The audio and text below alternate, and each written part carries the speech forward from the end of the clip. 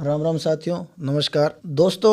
महाराष्ट्र के इलेक्शन जो दूसरे इलेक्शन थे वे खत्म हो चुके हैं छत्तीसगढ़ के, और एक नई बिसात फिर से सज चुकी है। और ये अब की बार जो बिसात सजने लग रही है वो सजने लग रही है दिल्ली की। अभी हाल फिलहाल के अंदर हमने देखा था अरविंद केजरीवाल जी हैं, ये भी बाहर आए हैं जेल से। काफी दिन इन्होंने वक्त गुजारा जेल के अंदर। इनके अलग से एक मंत्री और है सत्येंद्र जैन जी, वो भी बाहर आए हैं। और आज विधानसभा का एक सेशन था। विधानसभा के सेशन के अंदर इन्होंने आज केजरीवाल जी ने है ना बहुत घेरने की कोशिश करी है। किसको? हमारे गृह मंत्री को। एक स्टेटमेंट दिया उन्होंने। स्टेटमेंट में उन्होंने मेंशन किया है कि दिल्ली के अंदर गैंगस्टर्स का राज चल रहा है और लॉरेंस साबरमती, जो साबरमती जगह है, साबरमती जेल है, वहां से गैंग को चला रहा है और उसको कम्प्लीटली बीजेपी का साथ है। ये बात बोल करके केजरीवाल जी ने और अमित शाह जी को है ना घेरने की कोशिश की। अब इस खबर का थोड़ा सा विश्लेषण कर लेते हैं कि भाई ये चीजें क्या हो रही हैं, क्या घटित हो रही हैं और वो इससे क्या हासिल करने की कोशिश कर रहे हैं। दोस्तों, सबसे पहले तो हमारे को ये पता है कि अभी कुछ दिनों के बाद, कुछ महीनों के बाद दिल्ली के इलेक्शन है। दो बड़े इलेक्शन अभी खत्म हुए हैं, पहले हरियाणा के थे और फिर अब महाराष्ट्र के थे। अब इलेक्शन आ रहे हैं दिल्ली के। दिल्ली के जो इलेक्शन है इसमें मेन चीज़ इन्होंने मेंशन किया कि भाई दिल्ली के अंदर जगह जगह घटनाएं हो रही हैं। जैसे ग्रेटर कैलाश के अंदर एक मर्डर हुआ था और सरोजनी नगर, और दो तीन जगह का नाम उन्होंने लिया, अलग अलग जगह का, जहाँ पर सीधा शूट आउट हो रहे हैं। अब थोड़ा सा विश्लेषण कर लेते हैं कि ये क्या कहना चाह रहे हैं। क्या इससे पहले भी ऐसी स्थिति थी और ऐसी चीजें हो रही हैं तो क्यों हो रही हैं? देखो भाई, जो दिल्ली है, दिल्ली के अंदर जो ऐसी स्थिति है क्राइम की, अब हम देख रहे हैं काफी सुनने को मिल रही है, पर पहले भी ऐसी ही थी। मुख्य मुद्दा उन्होंने बनाया है कानून, जो कानून व्यवस्था है उसमें गिरावट का, और भाजपा जो भारतीय जनता पार्टी है उसके ऊपर अपराधियों के संरक्षण का उन्होंने आरोप लगाया है। हाल फिलहाल की घटनाओं का उन्होंने थोड़ा बताया, विवरण दिया और ये किया। अब चीज देखते हैं हो क्या रहा है। अभी कुछ दिन पहले है ना एक मीटिंग बुलाई थी अमित शाह जी ने। अमित शाह जी ने एक मीटिंग बुलाई। उस मीटिंग के अंदर क्या किया? दिल्ली पुलिस की बुलाई थी और पूरे एक तरीके से पूरी डांट फटकार लगाई थी कि बहुत सारे लोग, जो कानून व्यवस्था जो खराब होने लग रही है, इसके ऊपर उन्होंने सब जो दिल्ली पुलिस के अधिकारी हैं इनको पूरी फटकार लगाई। दिल्ली पुलिस के अधिकारियों ने बोला कि जी कानून व्यवस्था के अंदर हम सुधार कर रहे हैं, और कुछ उन्होंने और चीज़ भी मेंशन करी, लेकिन क्लियरली मेंशन कर दिया भाई अमित शाह जी ने कि तुम जितनी जो कानून व्यवस्था जो तुम दिखाने लग रहे हो ना, वो हमारे को सब कुछ नजर आ रही है, जितनी तुम कानून व्यवस्था मेंटेन करने की कोशिश कर रहे हो। स्पेसिफिकली उन्होंने स्पेशल सेल का नाम लिया और स्पेशल सेल के जितने भी, उसके अंदर ये बताया कि जिस लेवल पर तुम्हारे अंदर करप्शन चल रहा है मेरे को सब पता है अंदर बाहर का। उसके 2 दिन के बाद हम देखते हैं एक न्यूज़ आती है स्पेशल सेल के एक सब इंस्पेक्टर स्तर के, इसके अलावा 3 जो थे, एक हेड कांस्टेबल और एक और अधिकारी, और उनको जो हमारी सीबीआई है वो करप्शन के चार्जेस के अंदर उनको गिरफ्तार कर लेती है और उनके ऊपर केस भी रजिस्टर होता है। ये चल रहा था अभी हाल फिलहाल। तो जहाँ तक कानून व्यवस्था की वो है, तो जो हमारे अमित शाह जी हैं, अमित शाह भी इसके ऊपर बहुत काम करने की कोशिश कर रहे हैं। लेकिन अब हम देखते हैं कि इसको आम आदमी पार्टी क्या करने की कोशिश कर रही है। चूंकि हमें जो नज़र आता है कि बहुत सारी चीज़ें जहाँ पर आम आदमी पार्टी को जवाब देना पड़ेगा, जैसे खराब सड़कें, जगह जगह हम देखते हैं रोड टूटी हुई है, तो एक अलग से एक मुद्दे को बनाने की कोशिश कर रही है। अभी तक ये आम लोगों के अंदर, जो जहाँ तक हमारे को पता है, ये कोई मुद्दा है ही नहीं कि इतनी कानून व्यवस्था खराब हो गई है, ये हो गया है। लोग ज़्यादा जिस चीज़ से परेशान है, वो सबसे ज़्यादा परेशान है जो लचर सड़क जो बनी हुई है ना। अभी मैं आपको एक एग्जांपल दे देता हूँ। अभी हाल फिलहाल के अंदर इनके एक बहुत बड़े मंत्री थे कैलाश गहलोत जी, उन्होंने इस्तीफा दे दिया इनकी पार्टी से। उनका जो पैतृक गाँव है, उनका पैतृक गाँव है मित्राऊ, वो वहां की सड़क नहीं बनवा पाए या नहीं बनाई, वो XYZ कुछ भी हो सकता है, लेकिन इतनी लचर व्यवस्था है वो मित्राओं की भी सड़क नहीं बना पाए। और नजफगढ़ के अंदर हम देखते हैं तो सारी सड़कें खराब हैं। इसके अलावा और बहुत सारे क्षेत्र हैं दिल्ली के, जहां पर मैंने स्पेसिफिकली नाम इनका इसलिए लिया क्योंकि ये उनका ही क्षेत्र था और वो परिवहन मंत्री भी थे, और बहुत सारे, ज़्यादातर तो सरकार इनकी जो चली है वो चली है भाई जेल से ही चली है। अब चीज़ आती है कि भाई ये मुद्दा कहीं लोगों के जनमानस के अंदर बन ना जाए, तो हमें नज़र ये आता है कि एक नया मुद्दा बनाने की कोशिश है। और इसको लेकर के भाजपा और अमित शाह को, क्योंकि जो दिल्ली पुलिस है वो सीधे तरीके से सेंट्रल गवर्नमेंट के द्वारा गवर्न होती है, तो जो हमारे गृह मंत्री हैं जो अमित शाह, उनको घेरने की कोशिश हो रही है यहाँ पर। इसके अलावा एक मुद्दा और उठाया उन्होंने वो मुद्दा उठाया बस में मार्शल का। केजरीवाल जी ये कह रहे हैं कि महिलाओं की सुरक्षा को खास ध्यान रखते हुए हमने जो मार्शल्स थे ना वो नियुक्त किए थे बसों के अंदर अलग से, और इनको हटवा दिया है भाजपा ने अपने प्रयास करके इनको हटवा दिया। और ऑन द कॉन्ट्रेरी हम ये देखते हैं कि भाई जो भारतीय जनता पार्टी है वो इस बात के लिए पुश कर रही है कि अभी तक पिछले 1 साल के अंदर एक भी प्रश्नकाल जिसमें विधानसभा के अंदर सवाल जवाब कर सके वो एक भी नहीं रखा है।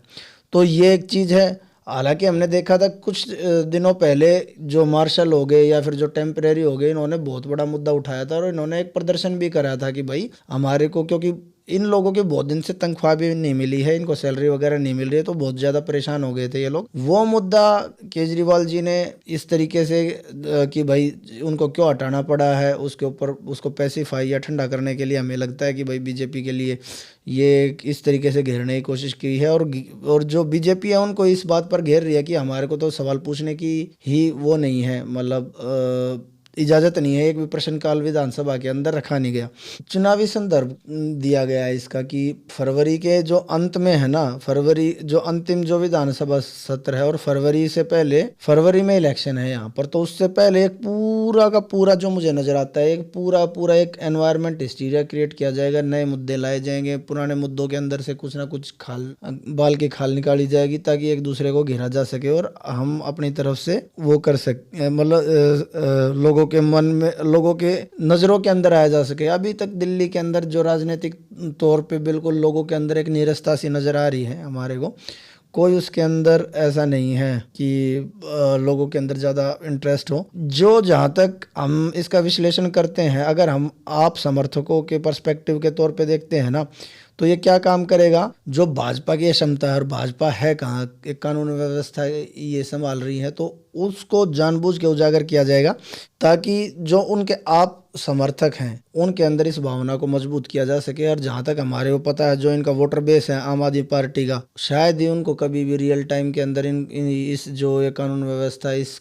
का सामना करना पड़ता, क्योंकि जितने भी ये कानून व्यवस्था बिगड़ी है ये शायद इससे जो ऊंचा तबका अपर तबका है वो ज़्यादा परेशान हुआ है कंपैरेटिवली। जो वोटिंग बेस है अरविंद केजरीवाल जी का, उनको पता नहीं ये मुद्दा बना क्यों रहे हैं, ये मेरे को इतना बड़ा मुद्दा भी नज़र नहीं आता। हाँ, खासकर एक कम्युनिटी ऐसी है, एक ही कम्युनिटी है जिसके लिए अब अरविंद जो ये लॉरेंस बिश्नोई है, क्योंकि वो एक तरीके से हिंदुत्व से रिलेटेड उसको जोड़ दिया गया है, तो सिर्फ एक ही समुदाय है जो शांतिप्रिय तो बिल्कुल नहीं है, लेकिन उस शांतिप्रिय समुदाय को हो सकता है कि ये एड्रेस करने की कोशिश कर रहे हों, लेकिन इस मुद्दे की उनको ज़रूरत नहीं थी, क्योंकि हमेशा जो वोट देता है ना वो तो आम आदमी पार्टी को ही देता है, उनकी पूरी की पूरी वोट ही इनको आएगी। अगर यहाँ पर आप लॉरेंस का मुद्दा बनाओगे, लॉरेंस तो मुद्दा है ही नहीं दिल्ली के अंदर। अच्छा, अब भारतीय जनता पार्टी के जो समर्थक है, जो इन्होंने मुद्दा उठाया है, वे इस चीज़ को कंसिडर ही नहीं कर रहे कि ये तो मतलब कहीं हवा में कहीं तीर चला रहे हैं, कुछ तो बोलना है, कुछ था नहीं बोलने के लिए, तो इन्होंने ये बोल दिया। उनका ये है, जो दिल्ली के मतदाता हैं उनके लिए ये कोई मुद्दा ही नहीं है जो आज इन्होंने बोला है। मुझे जो नज़र आता है कि भाई इतनी कानून व्यवस्था ख़राब होगी, क्योंकि हम जहाँ तक हम देखते हैं हम सबको जो नॉर्मल उनकी बेसिक जो प्रॉब्लम्स हैं उनका निराकरण ना हो पाना वो यहाँ पर ज़्यादा बड़ी समस्या लगती है। लेकिन एक चीज़ और भी है, दिल्ली के अंदर ज़्यादातर जो लोग रह रहे हैं ना अप्रवासी हैं, बाहर से आकर के बसे हुए हैं। तो जो बाहर से आकर के बसे हुए हैं ये अपनी परेशानियों को तो फिर भी देख लें, क्योंकि जो छोटे छोटे जो इनको वो दिए गए हैं बेनिफिट्स, बिजली का जो बिल है या फिर एक तरीके से फ्रीबीज दी गई हैं, उसका अभी भी कहीं ना कहीं इन्फ्लुएंस जो है, जोर है इस तबके के अंदर नज़र आता है। बीजेपी का जो वोट शेयर है ना वो फिक्स होता है 33 से लेकर के 37 तक, 33 to 37, जनरली हर बार 33% ही जीतती थी। जो वो पिछली बार ये बढ़ के 37 हो गया, फिर भी 3 ही सीट आई इसकी। तो चीज़ ये है, केजरीवाल जी जो जहाँ तक खतरा नज़र आते हैं वो बीजेपी के लिए नहीं, बीजेपी तो ऑलरेडी खुद यहाँ पर स्ट्रांग भी नहीं है, इसको घेर क्यों रहे पता नहीं। वो खतरा तो खुद कांग्रेस के लिए, क्योंकि कांग्रेस का जितना भी वोट बैंक है उसको सारे को लील गए हैं, सारे को खा गए हैं वो। तो चीज़ ये है भाई, जहाँ तक हम लोग इसकी अगर आलोचना करते हैं तो अगर आप समर्थक कोई होगा तो वो जवाबदेही मांगेगा भारतीय जनता पार्टी से, उसी की कोशिश अरविंद केजरीवाल ने की है, और ये लॉरेंस वाला जो मुद्दा ला करके, ये मुझे समझ में नहीं आ रहा इससे वो केंद्रीय राजनीति को साधने की कोशिश कर रहे हैं या दिल्ली इलेक्शन को साधने की कोशिश कर रहे हैं। और क्योंकि साबरमती का नाम लिया जाना, इसका कोई तुक नहीं बनता है। यहाँ की जो जितने भी यहाँ पर क्राइम हुए हैं वो यहाँ की लोकल गैंग ने करवाए हैं। लोकल जो इधर की, जो दिल्ली की आसपास की या दिल्ली एनसीआर की गैंग है, जो नॉर्मल क्राइम होता है वही होता है। दूसरा क्या है, जो केंद्रीय अधिकारी हैं जो यहाँ पर, उनकी जो निष्क्रियता है उसको कहीं ना कहीं ये उठाने की कोशिश कर रहे हैं कि भाई केंद्रीय सरकार जो है या फिर केंद्रीय जो अधिकारी है, कहीं ना कहीं उनकी जो उनको व्यवस्था बना के रखनी चाहिए वो नहीं बना रहे हैं।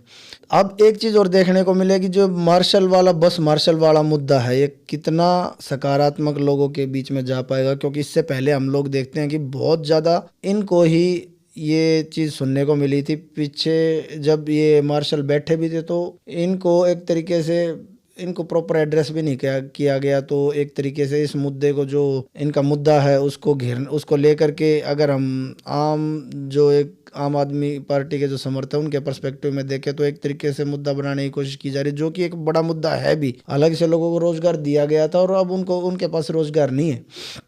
अगर हम और दूसरी चीज़ देखते हैं तो फिलहाल तो दो ही तरीके का हमारे यहाँ पर दिल्ली के अंदर जो डायस्पोरा है, जो लोग हैं, वो दो ही तरीके हैं। या तो आम आदमी पार्टी के समर्थक हो गए, या कि भारतीय जनता पार्टी के हो गए हैं। कांग्रेस मैंने बता दिया कि वो इनसिग्निफिकेंट हो गई है।